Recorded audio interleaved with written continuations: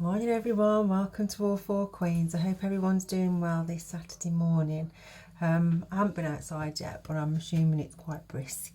So yeah, hope you're all doing well, and I thank you so much. I've got another couple of subscribers and I'm very grateful and very humble. I hope you're enjoying it.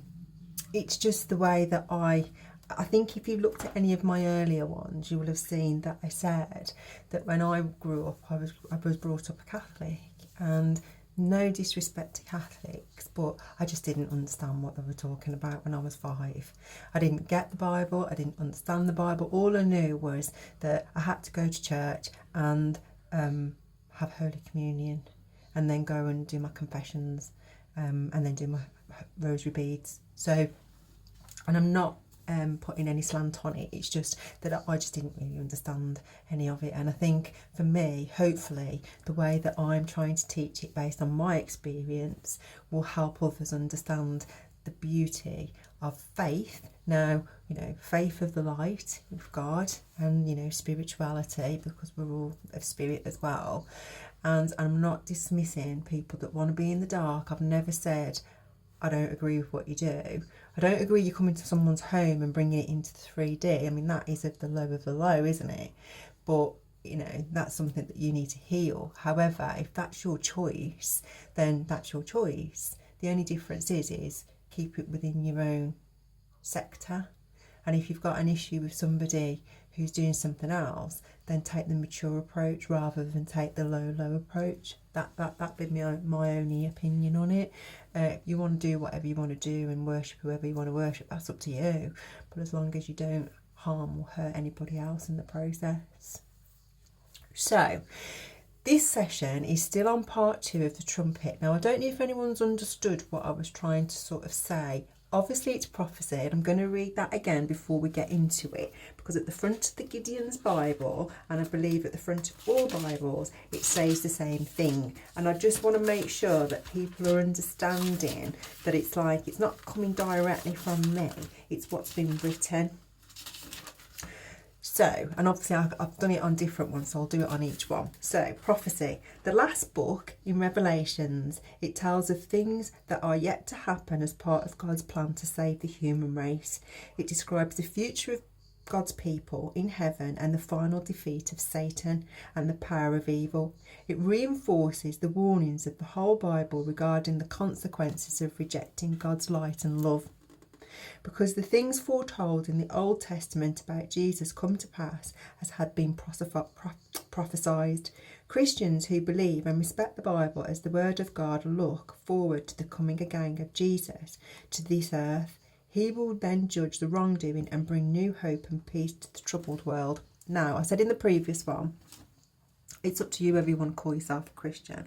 I actually lean more on the spiritual side, so I don't actually put a label on my faith at all, because I don't feel I need to. And I'm going to do a piece on Jesus coming as well, because I think I touched on it in the other one.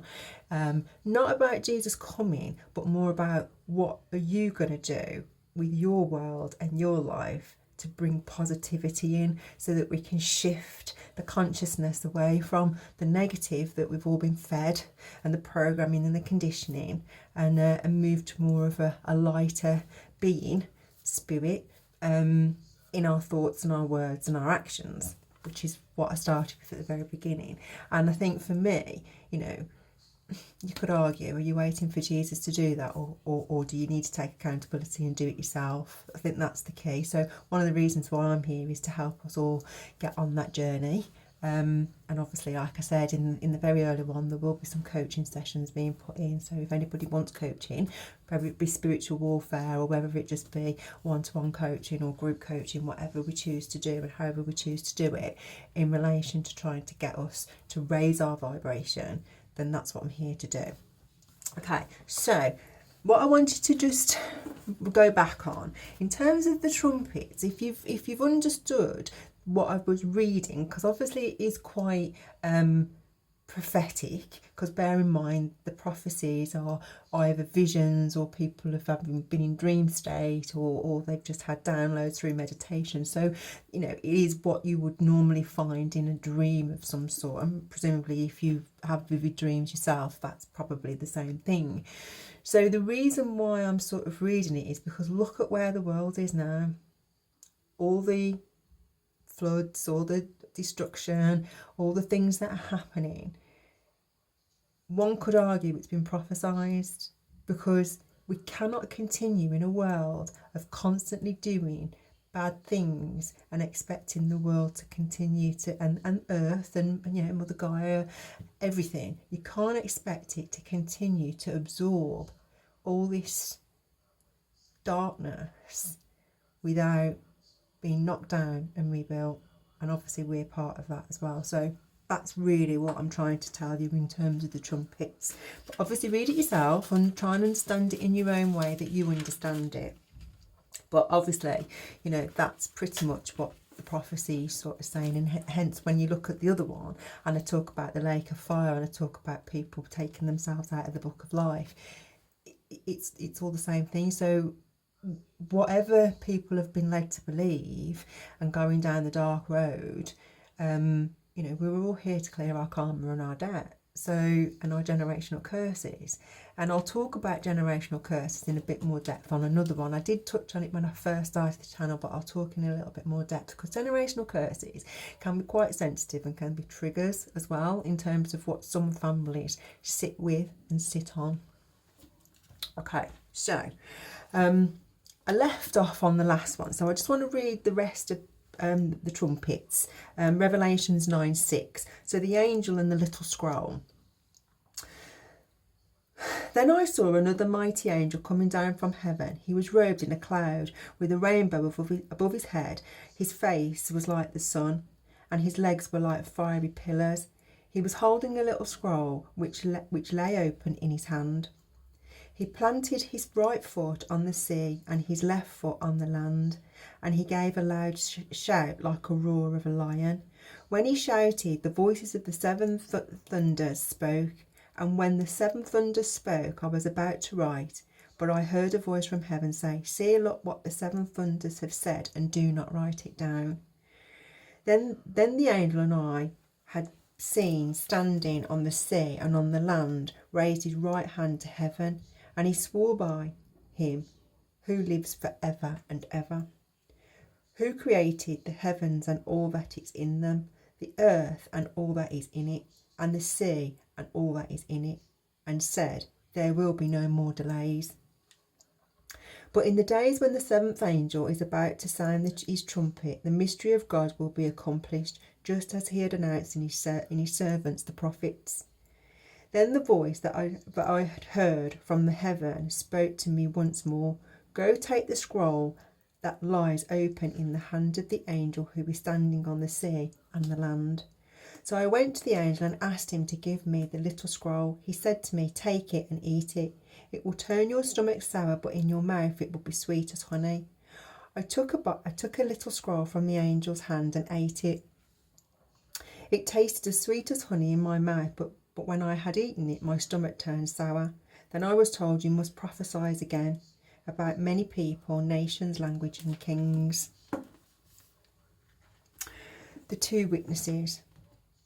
I was given a reed like a measuring rod and was told, "Go and measure the temple of God and the altar and count the worshippers there, but exclude the outer court. Do not measure it, because it has been given to the Gentiles. They will trample on the holy city for 42 months, and I will give power to my two witnesses, and they will prophesy for 1,260 days.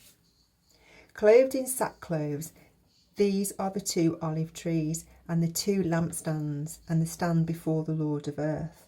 If anyone tries to harm them, fire comes from their mouths and devours their enemies. This is how anyone who wants to harm them must die. These men have power to shut up the sky so it will not rain during the time they are prophesying, and have the power to turn the waters into blood and strike the earth with every kind of plague as often as they want. Now, when they have finished their testimony, the beast that comes up from the abyss will attack them and overpower them and kill them. Their bodies will lie in the street of the great city, which is figuratively called Sodom and Egypt, where also their Lord was crucified. For 3.5 days, men from every people, tribe, language and nation will gaze on their bodies and refuse them burial. The inhabitants of the earth will gloat over them and will celebrate by sending each other gifts, because these 2 prophets have tormented those who live on earth. But after the 3.5 days, a breath of life from God entered them, and they stood on their feet. And terror struck those who saw them. Then they heard a loud voice from heaven saying to them, "Come up here." And they went to the heaven in a cloud, while their enemies looked on. At the very hour there was a severe earthquake, and 1/10 of the city collapsed. 7,000 people were killed in an earthquake, and the survivors were terrified and gave glory to God of heaven. The second woe has passed. The third woe is coming soon. The 7th trumpet. Now remember I said I saw the angels, and I've got an fiction with clouds, and I'll share you all my things about clouds. I love clouds. The 7th angel sounded his trumpet, and there were the loud voices in heaven which said, "The kingdom of the world has become the kingdom of our Lord and his Christ, and he will reign for ever and ever."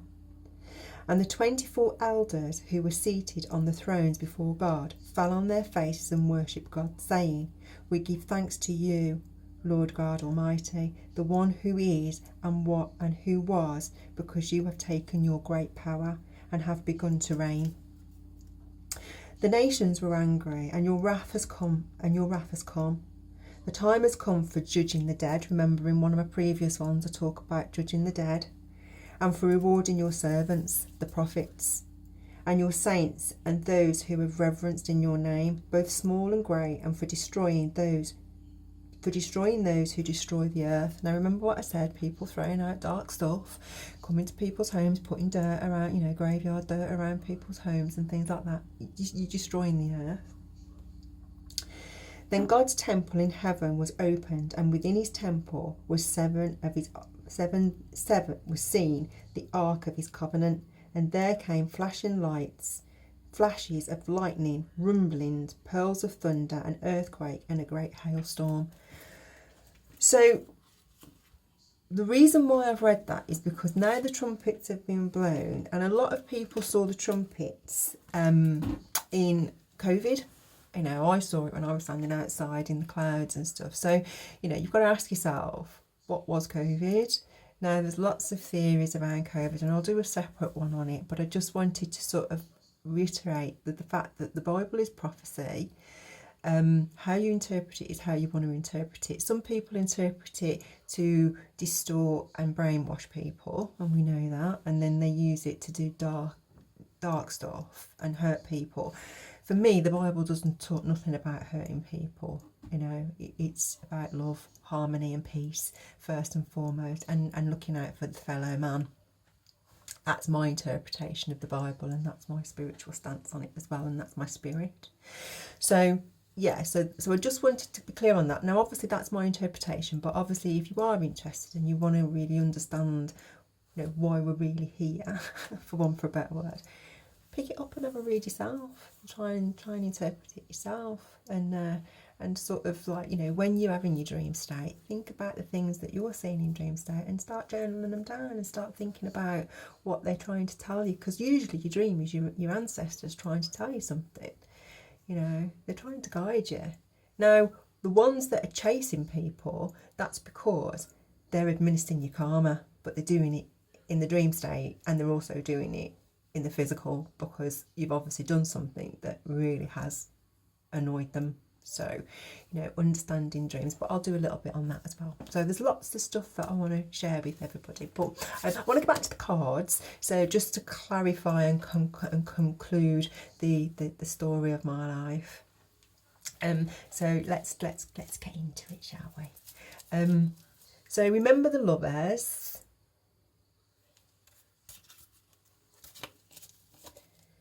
The 2 lovers.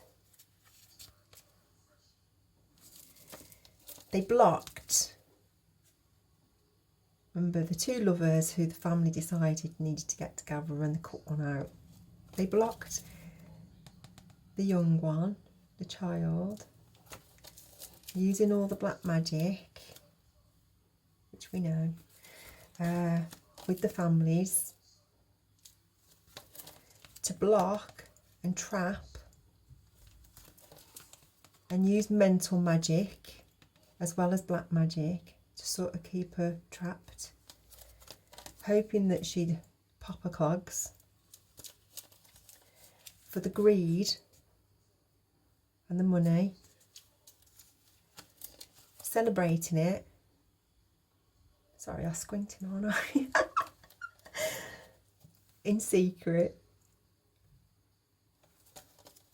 to keep her emotionally abused. You know, people celebrate hurting people, you know, it is what it is, but yeah, keeping her emotionally abused. So when she gets into an adult, they've held on to the secret and they're still trying to abuse her mentally with magic. So, you know, you can't see magic, can you? So you're still trying to control someone's thoughts and mind and keeping them on the low vibration, remember, by the mental magic. When she's getting into her prime, they lied to the world. They kept the lie going to the world, and obviously we know about the justice system and manipulating that to keep her out. Yeah, to keep her out so that they could live the lie with somebody else and get the money, and keep her out. So she carried on and progressed with God, keeping God at her side and the angels. And she works with the God and the angels, keeping with her faith and moving forward. She had strength to keep working on herself, still being the loving Queen of Cups that she always was, and just developing that, being the creative Queen of Wands. And I think in the early one I said I did some of my karmic stuff being a Queen of Wands as well, you know, I'm not gonna sugarcoat it, I did, but I learnt some of my lessons. She then obviously progressed in her career as well, so, you know, I've done quite well in my career, and, you know, law and everything else, and helping people and trying to balance everything. But because of the years and the years and the years, and obviously she had to grow and learn her lessons that God was teaching, and because of the years and years and years of the, you know, betrayal, but I've said in the early one, it was never a betrayal to me, people just betrayed themselves of the betrayal. She then became the Queen of Swords and learnt how to set healthy boundaries. And in doing so, she called Judgement, which brought a tower.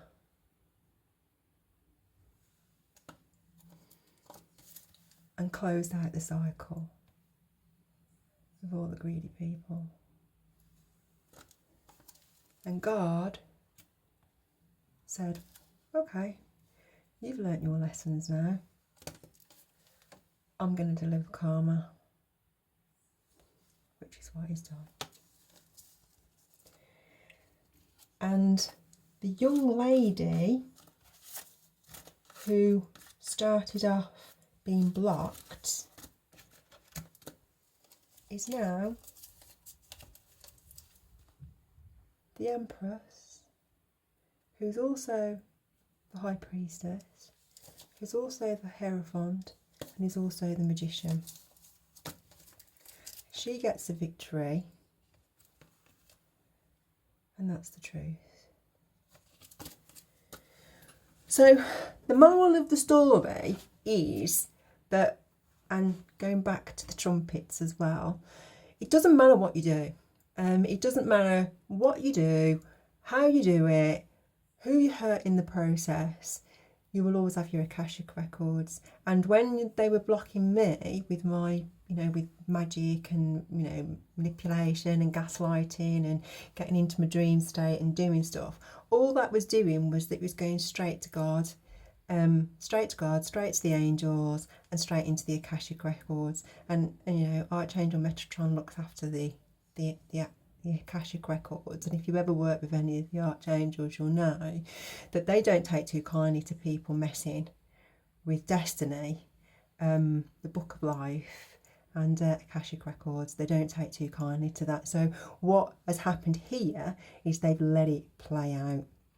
And in the process of letting it play out, one of my intuitive things was not to post many of my journey and my successes in social media. So a lot of my friends at the time couldn't understand why I never ever posted on Facebook and things like that, and I think it was MySpace in the early days. And the reason why I never is because I always knew that if I did, that would be the things that people attacked. So when you hear things like work in silence, that's exactly what I did. I worked in silence, I studied in silence, I operated in silence, and silence is a virtue, isn't it? Because I'm here today, even though they were desperate to block me from doing my life's purpose. I'm here today, and I'm doing it. And it's like whatever happens in the future in terms of the boys and stuff like that, that's irrelevant. The point is, I am doing what God wanted me to do, and that is to reach out to as many people as possible and hopefully help you get on your path. And see the light, or at least get the balance of the dark and the light, and raise your vibration, and see that the world, is abundant, and you can have what you want if you put the hard work in to get it, and you keep fighting. Obviously, there were other things that was done in terms of, I told you about the medical stuff and all that sort of stuff, and there were things that I didn't get to have that maybe I could have had people have not been so spiritually wicked. But that is the way it is, and you don't harbour on that. You look forward and you just think to yourself, well, my gratitude is that I got over the line, the cycle closed 999, and we're in a new cycle now, and the next phase is helping you get to where you need to be. So I'm not saying I'm not going to touch on the spiritual warfare, because if you look at my thing, it does say spiritual warfare, awakening and healing. Now I've done it a little bit back to front, and the reason why I've done that is, one, because I wanted to use the Bible references to support what I was saying, but also I was in the eye of the storm. So, and I just thought it was more poignant to put it out there, especially when you've got so many people being paid to stop and not help you, and so it was easy to just do my eye of the storm as it was happening. So that's why I've done the spiritual warfare. What I propose to do next, there was a couple more that I will do on that, and I want to read some more stuff out of the Bible in terms of God, and I might do that in a minute. But I want to move next to spiritual awakening, and then obviously we'll get onto the healing, and hopefully, the coaching will come into that as well. But I am so grateful to wake up again today, and I'm so grateful to see that there's another 2 subscribers on there, and thank you so much for listening to me and following my story.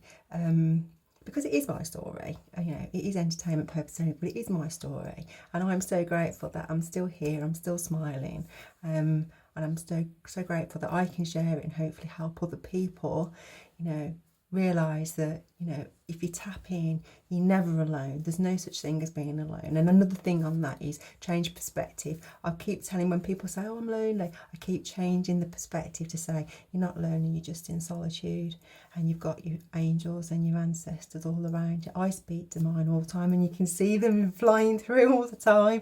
If you ever watch one of my videos, my friend said to me the other day that they were watching it and they could just see all these white orbs, and that's my ancestors being with me all the time. So yeah, I am so grateful that they're there, and they've probably been the best mentor support that anyone could possibly ever have, because the people that you think should support you just gaslight you.